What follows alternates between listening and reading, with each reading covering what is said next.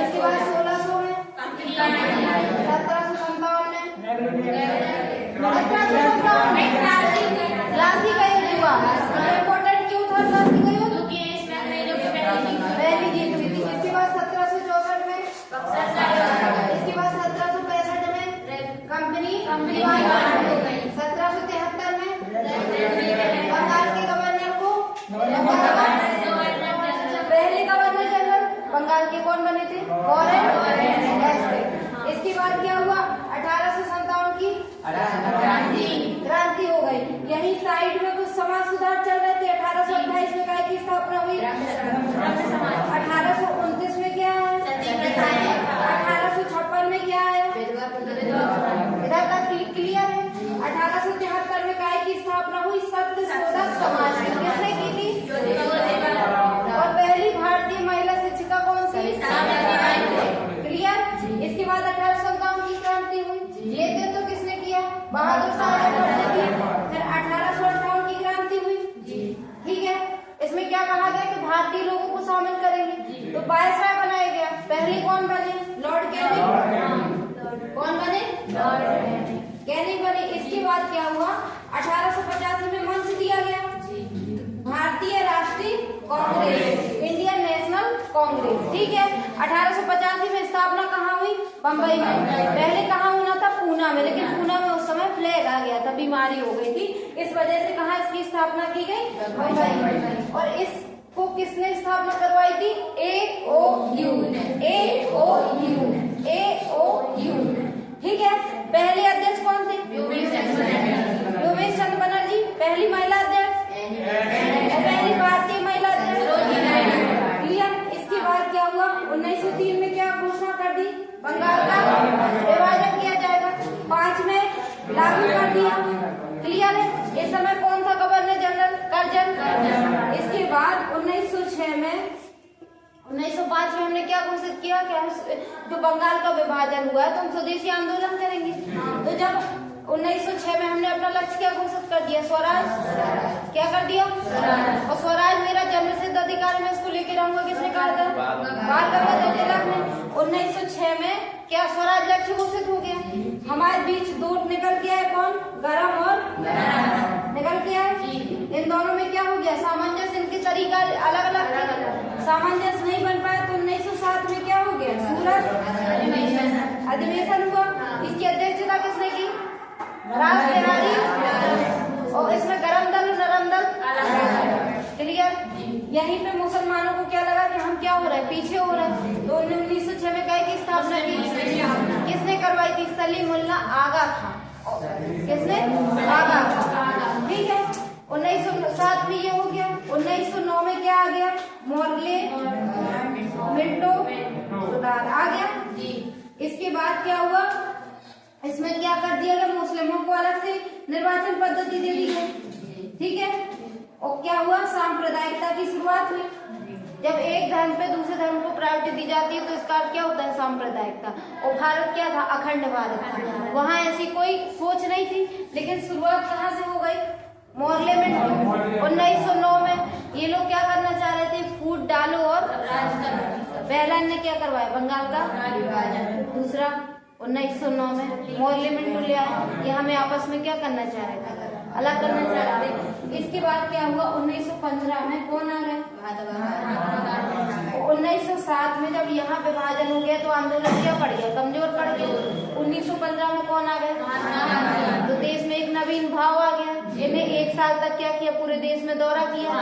तो 1916 में क्या हुआ? काय की स्थापना हुई? बनारस में किसने करवाई? मदन मोहन मालवीय। इसके बाद जब 1916 में इसका उद्घाटन हुआ, वहाँ गांधी जी को क्या किया गया? इनवाइट किया गया। कारण क्योंकि वो दक्षिण अफ्रीका में एक महान लीडर के रूप में निकल आए थे, लेकिन अभी इन्हें सिर्फ उच्च वर्ग जान रहा था। जब इन्हें 1 साल दौरा किया तो देश की समस्याएं समझे। इसके बाद गांधी जी 1916 2 चीजें फेमस है। पहला क्या किया? बनारस हिंदू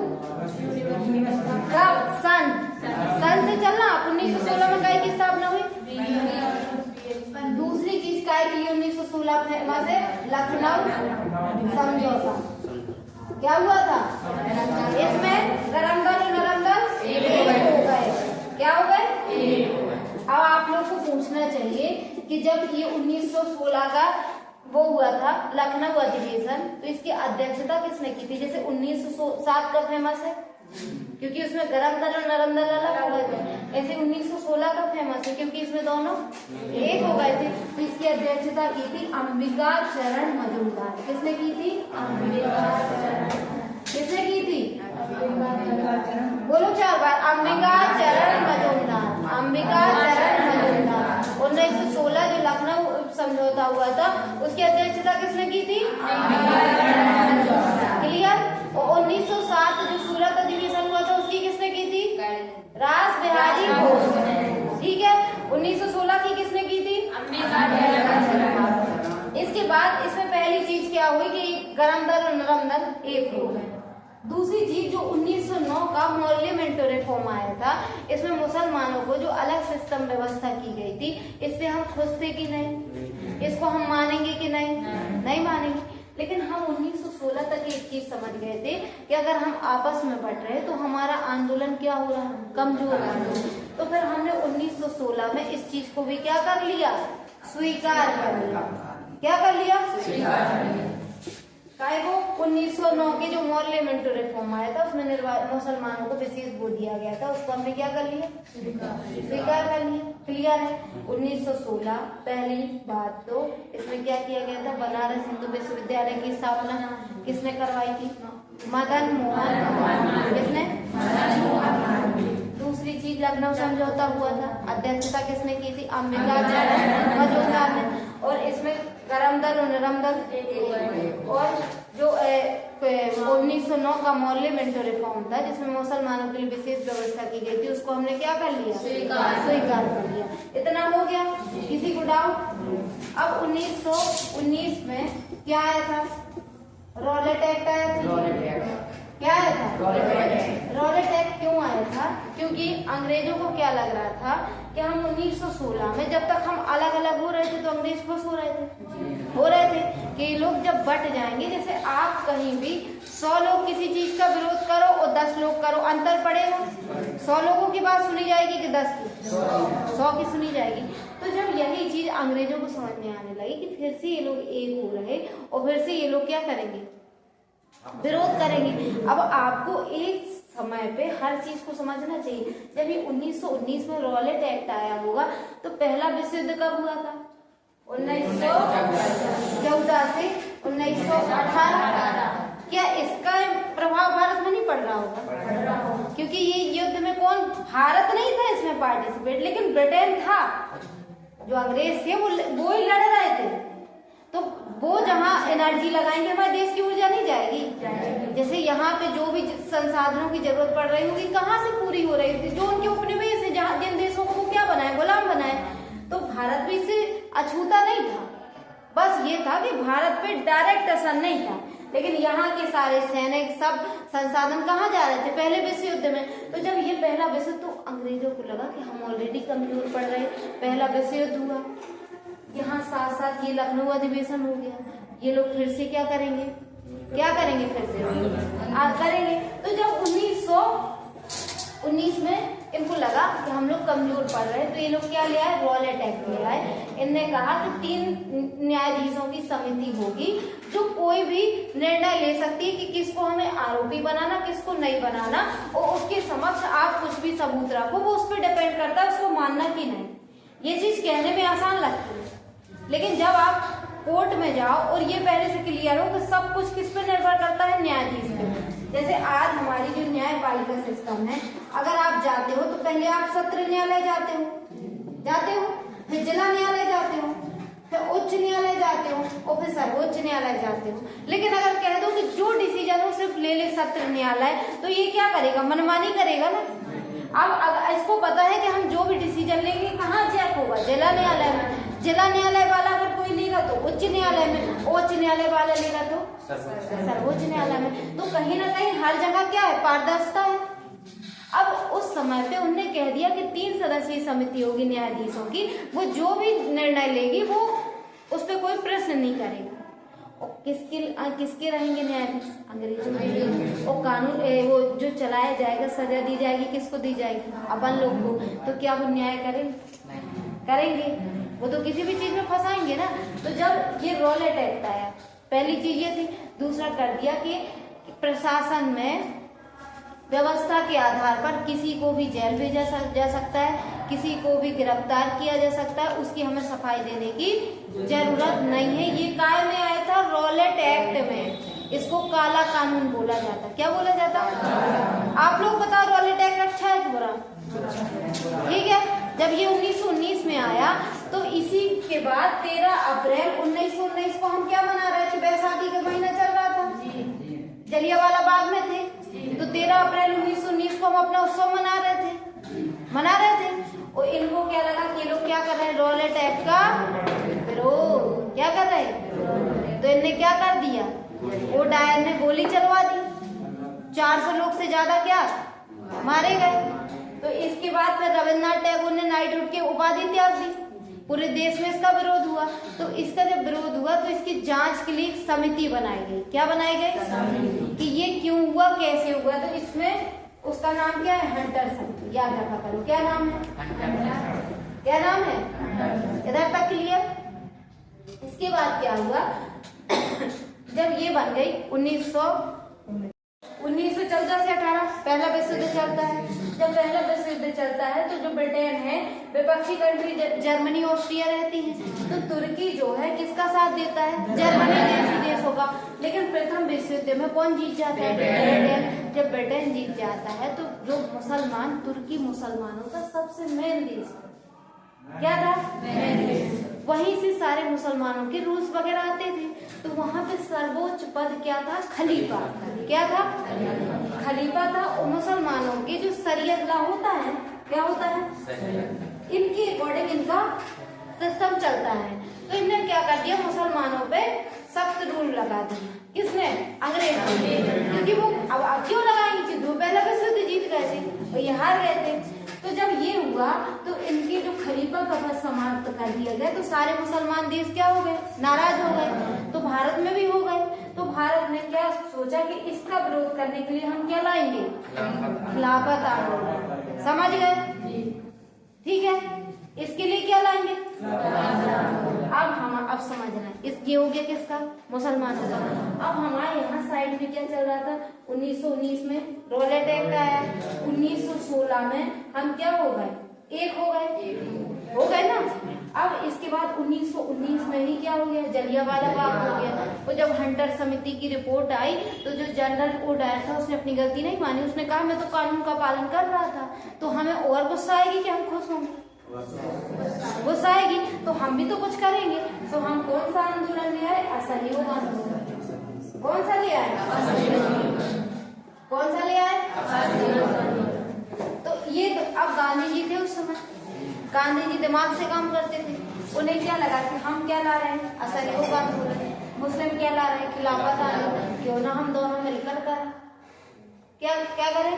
मिलकर करें। तो ये दोनों कब चलाएगा? दोनों साथ चलाएगा। कब? 1920। इतना क्लियर है?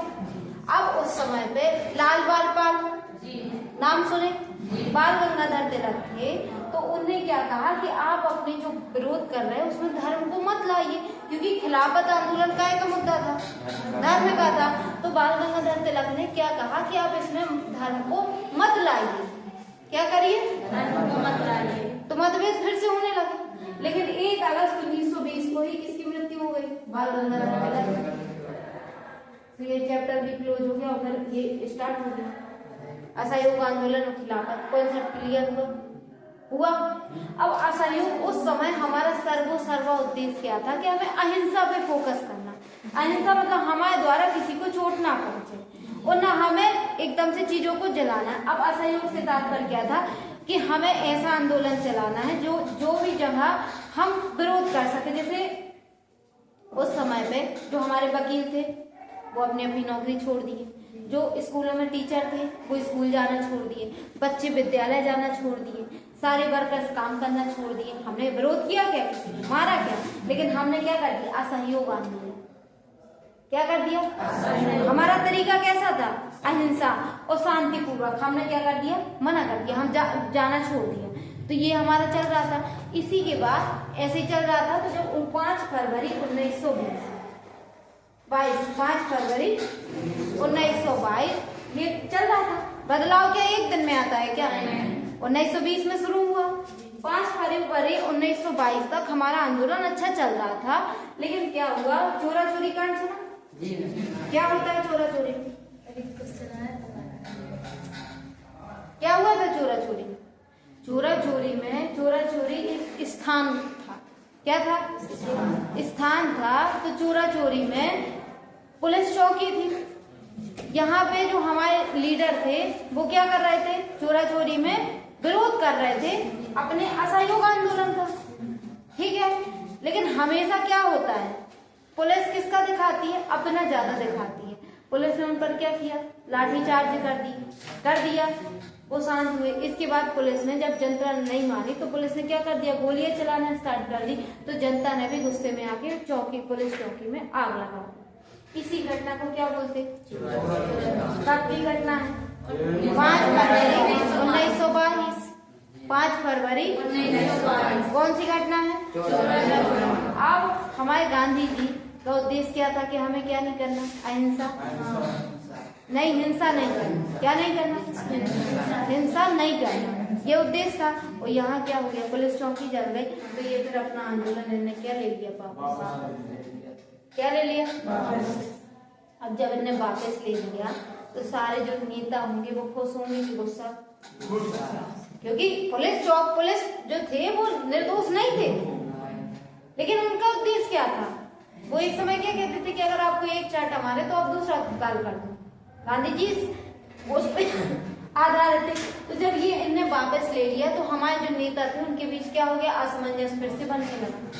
अब जब बनने लगा कि अब क्या करें आगे की रणनीति, तो गांधी जी ने कहा कि मैं कुछ समय लोगों की क्या करूंगा? सेवा करूंगा। तो ये गांधी जी का हो गया चैप्टर। लेकिन अदर नेता भी थे। तो इनने क्या किया? जैसे उस समय पे CR दास, मोतीलाल नेहरू को जानते हो कौन है? जवाहरलाल नेहरू जी के पिताजी। कौन है? जवाहरलाल नेहरू। तो CR दास, मोतीलाल नेहरू जी, इनने क्या कहा कि हम लोग क्या करेंगे कि जो इनकी विधान परिषद है, जो अंग्रेजों के सिस्टम है, उसी में शामिल होके इनका विरोध करेंगे और धीरे धीरे वही अनुनय विनय की नीति अपनाएंगे। ठीक है। किसने कहा? CR दास, मोतीलाल नेहरू ने। इसी कारण से इन्होंने 1923 में काय की स्थापना की? स्वराज पार्टी की। काय की? और जो दूसरी तरफ से सरदार वल्लभ भाई पटेल, इनने क्या कहा कि हम शामिल नहीं होंगे, खुल के क्या करेंगे? विरोध करेंगे। ठीक है। उस समय भी ये हुआ। अब छिटपुट घटनाएं चलती रही। अब समझना 1927 में हमने एक चीज बताई थी। 1919 में एक चीज और आई थी ना, मॉन्टेग्यू जेम्स कोड आई थी ना, कल बताया था। जेम्स कोड आया था। ये अधिनियम आया था। कब आया था? तो इसमें एक लाइन और लिखी थी कि ये एक्ट में 10 चीजें लिखी थी। तो जो 10वीं लाइन लिखी थी उसमें ये था कि जब इसके 10 साल हो जाएंगे तब हम एक समिति बना के भेजेंगे कि काम कैसा हुआ और सुधार की क्या जरूरत है। तो कब आया था मॉन्टेग्यू जेम्स कोड सुधार? 1919 में। अब इसके 10 साल कब होना था? 1929 में। लेकिन इन्होंने 1927 में ही कौन सी समिति आयोग भेज दिया? Simon commission. सुना है ना? साइमन कमीशन भेजा। काय के लिए भेजा था? मॉन्टेग्यू जेम्स कोड के 10 साल होना था उसको देखने के लिए। लेकिन इन्होंने पहले ही भेज दिया 1927 में। लेकिन इसका पूरे देश में विरोध हुआ। क्योंकि कारण क्या था कि इसमें कोई भी भारतीय नहीं। कौन नहीं था? जो इसके सारे सदस्य थे उसमें एक भी भारतीय नहीं था। तो काय के नारे लगाए गए? साइमन हो गए। काय के? साइमन वापस जाओ। साइमन जो अध्यक्ष थे उनका नाम था। बाकी समिति उसमें एक भी किसको शामिल नहीं किया गया था? भारतीयों को। तो जनता क्या हो गई? गुस्सा हो गई। क्योंकि हमारे लिए देखने आ रहा है, हमारे एक भी लोगों को शामिल नहीं किया गया। तो इसलिए साइमन कमीशन का क्या हुआ? खुल के विरोध हुआ। इसी समय लाला लाजपत राय की भी मृत्यु हो जाती है लाठीचार्ज। अब 1928 में क्या होता है? नेहरू रिपोर्ट आती है। आप लोग को हम डेप्थ में बताएंगे, अभी सिर्फ आप लोग टाइम पीरियड याद करते चलो। 1928 में क्या हुआ? 1919 में मॉन्टेग्यू जेम्स फोर्ड 1927 में, साइमन कमीशन 1928 में, नेहरू रिपोर्ट आई, वो किसने बनाई थी? मोतीलाल नेहरू ने। जैसे साइमन कमीशन जो आया उसने उसको भी एक रिपोर्ट बनानी थी, वो कौन थे? अंग्रेज थे सारे लोग, उन्हें अपने अकॉर्डिंग बनाई। मोतीलाल नेहरू अपने थे, उन्हें भी बनाया कि किस आधार पे अपना देश चाहते हैं, किस तरह से, तो उन्हें भी बनाई रिपोर्ट, ठीक है। हालांकि उसकी वैल्यू नहीं थी, नेहरू रिपोर्ट को मानेंगे क्या अंग्रेज? नहीं मानेंगे। तो जब नेहरू रिपोर्ट बनाई, इसी के बाद 1929 में तो पता है क्योंकि हम क्या हुआ था, लाहौर अधिवेशन, याद आया? लाहौर अधिवेशन, रावी नदी के तट पर जवाहरलाल नेहरू जी ने स्वराज अपना घोषित किया था। इसीलिए हमने संविधान को कब लागू किया था? 26 जनवरी 1950 को। बन के कब तैयार हो गया था? 26 नवंबर। अब आया समझ में? ये कब की घटना थी? कौन देश की? लाहौर में, रावी नदी के तट पर। इसकी अध्यक्षता किसने की थी? जवाहरलाल नेहरू। और इसमें अपना क्या लक्ष्य घोषित किया था? पूर्ण स्वराज। क्या किया था? यहाँ तक क्लियर है? 1919 में मॉन्टेग्यू चेम्सफोर्ड अधिनियम, बोलो मॉन्टेग्यू चेम्सफोर्ड अधिनियम। कब की बात है? 1919 में 3 चीजें हुई मेन। पहली मॉन्टेग्यू चेम्सफोर्ड अधिनियम, दूसरा रॉलेट एक्ट, तीसरा जलियांवाला बाग। 1920 में खिलाफत आंदोलन और असहयोग आंदोलन। खिलाफत आंदोलन क्यों हुआ था? क्योंकि तुर्की का जो खलीफा का पद है वो क्या कर दिया था? और असहयोग आंदोलन 5 फरवरी 1922 को क्या हुआ था? हुई थी। इसके बाद हमने आंदोलन को क्या ले लिया? वापस। अब इसके बाद क्या है? स्थापना है स्वराज पार्टी की। स्वराज पार्टी की स्थापना किसने की? CR दास और मोतीलाल नेहरू ने। कारण क्या था कि लोग क्या चाह रहे थे कि हम लोग शामिल होके विरोध करेंगे, और जो सरदार वल्लभ भाई पटेल लोग क्या बोल रहे थे कि शामिल नहीं होंगे। इसके बाद क्या हुआ? 1927 में क्या आता है? साइमन कमीशन आता है। साइमन कमीशन का विरोध क्यों होता है? क्योंकि इसमें कोई भी नहीं होता है। 1928 में क्या आती है? नेहरू रिपोर्ट। 1928 में 1929 में लाहौर अधिवेशन। लाहौर अधिवेशन क्यों इम्पोर्टेंट है? क्योंकि उसमें हमने अपना लक्ष्य क्या घोषित किया? 26 जनवरी, याद आया? किसने अध्यक्षता की थी? पूर्ण स्वराज लक्ष्य घोषित किया। यहाँ तक क्लियर है? अब कहाँ से 1498 से 1929 तक क्लियर है? किसी को डाउट है? बताओ।